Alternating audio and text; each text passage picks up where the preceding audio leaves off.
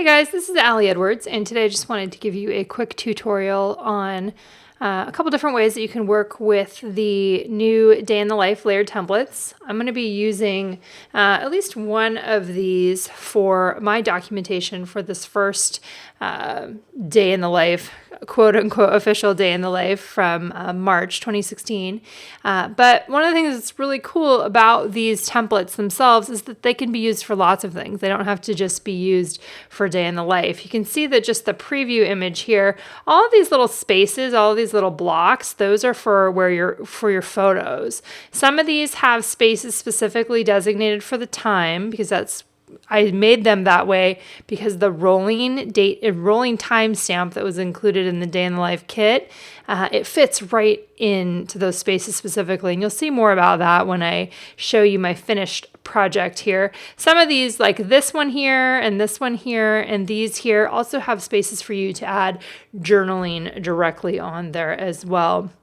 In addition to the 6x12 option, there's also a 4x6 option, and here's the 6 ones that are included in here. You can put a photo behind this one-day card, photo here, journaling here, again, and then spaces for the time. So very similar in initial design to the 6x12, but these are just simple 4x6 options. Again, these would all work great, especially if you do Project Life regularly. You could have a week where you picked, the same time every day and you documented what was happening, and you could write the little story right there and have your photo right there. I think that would be a really cool way to approach it. So what I have right now open, and I've already started working on this a little bit, and I'll kind of show you how I'm doing it. I'm going to use this one first. And I'm thinking a lot, because I'm doing a combination of digital and physical, these are all going to be inserted into my Project Life spread for the week. So in a 12x12 album, with page protectors that fit these sizes, what I'm thinking right now is that I'm actually going to be using a 6x12 that has divided pockets for 4x6, and I think I'll just print out a few of these photos, and I haven't decided which ones they're going to be yet. So what I'm starting on here is just kind of going chronologically throughout my day, and I may actually repeat photos. I haven't decided on that yet. I might do that. It's going to depend on how many I need and how many I have and what other kind of stories I want to bring out from the day, that those will probably go on their own in the pocket. So this will be in a 6x12, single sleeve pocket. And then I also want to have a couple 3x4s in there as well. And you'll see more about that in the actual video of how this all comes together. But for this one, I just want to focus on working with the layered templates.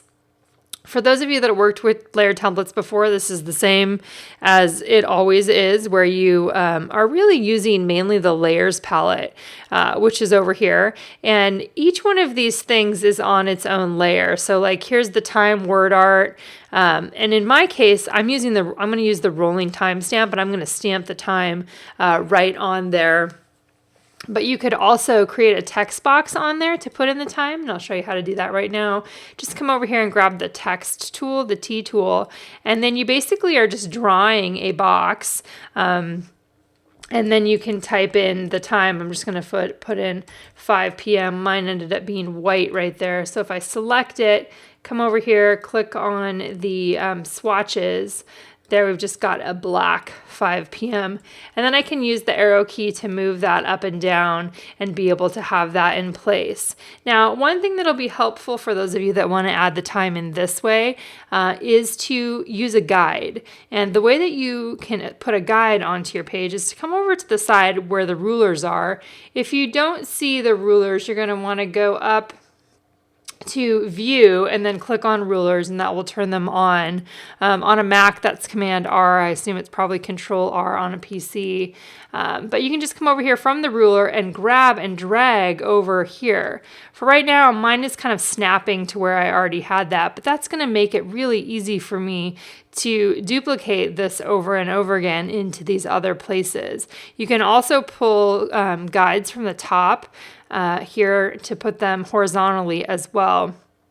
If I was adding in times throughout the day this way, probably what I would do is I would come over here to the layers palette and I would just duplicate this layer. So duplicate layer, click OK. Right now it's right on top of there, but I would just drag it and put it right up above. Now, one of the things that you may see on here, you see those purple lines? Those, I believe, are smart guides, which I have turned on, I think, or smart, let's see. Excuse me, let's see if I can figure out where those are.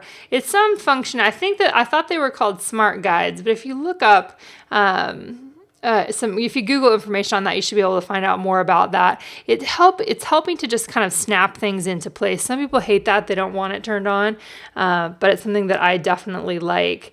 And you can also move the guides around. See how when I hover my mouse or my cursor right here on top of that guide, I can just throw it off to the side and that it's gone off there as well. So, okay, I'm going to delete those times off there.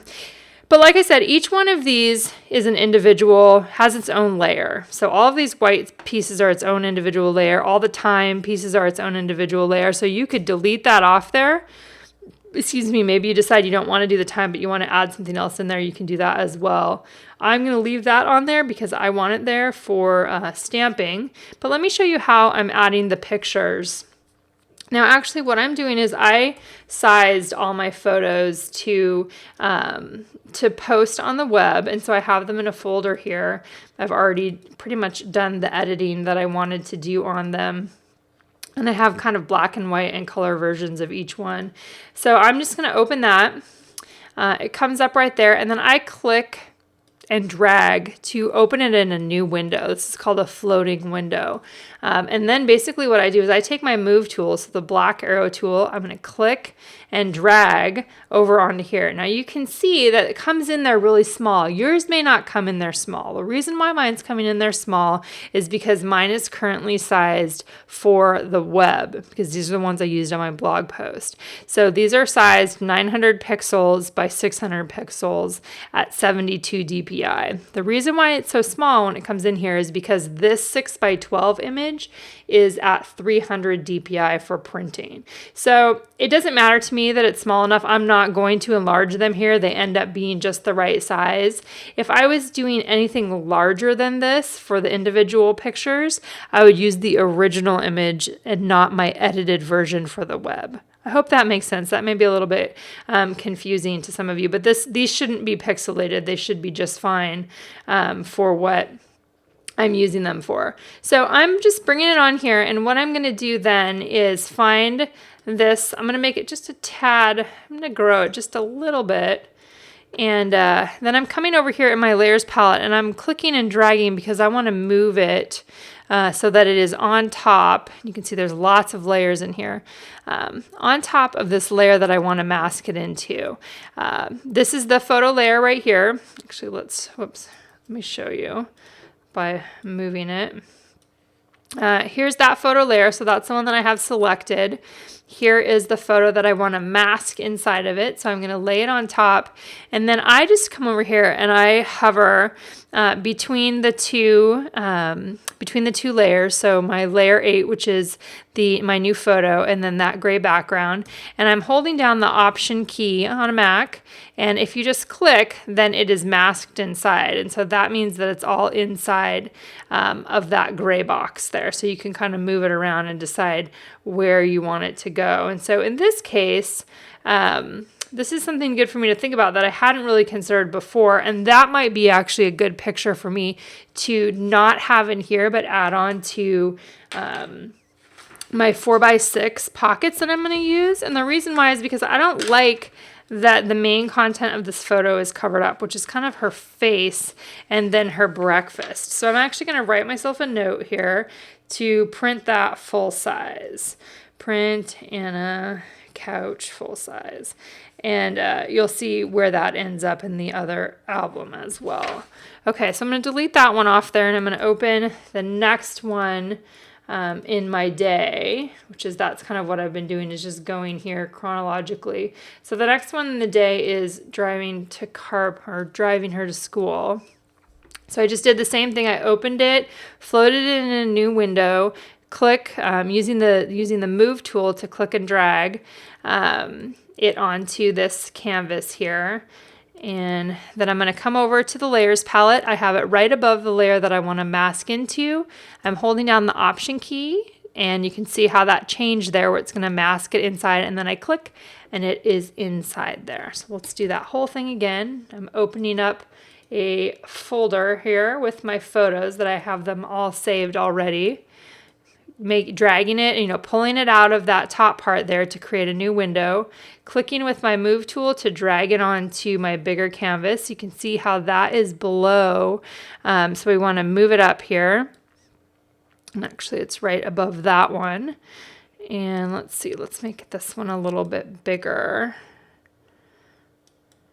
Okay, and then I'm double clicking, and then I toggled over the top, held down the Option key, clicked, and masked that inside there. Let's see, where do we want that to be? Right about there is probably fine. We'll go ahead and finish this one off. So it may end up what it looks like to me right now is that I will probably, I may do 2 of these, a front and a back essentially.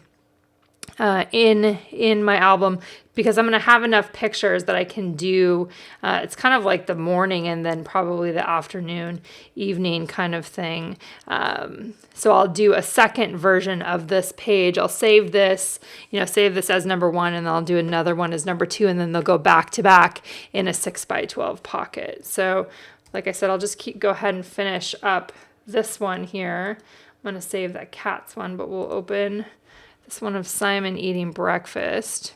Actually, you know what? I'm going to save that one too to go in, since I have the Anna breakfast one. I'm going to save that one of Simon and use that in the other 4x6 pockets there. Let's use those bagels. We'll open that one again, using the move tool to drag it over. Again, I'm going to make it just a little bit bigger. Coming over to the layers palette, finding the layer that I want to mask it into, which is let's see, where is that one? Right there. Holding down the Option key between the 2 layers, and now it is masked inside there. And I think I want it, let's see, I kind of either want it down or up, or I want it to overlap that line there. Okay. And then let's get 2 more on here, which kind of brings together a lot of the morning part.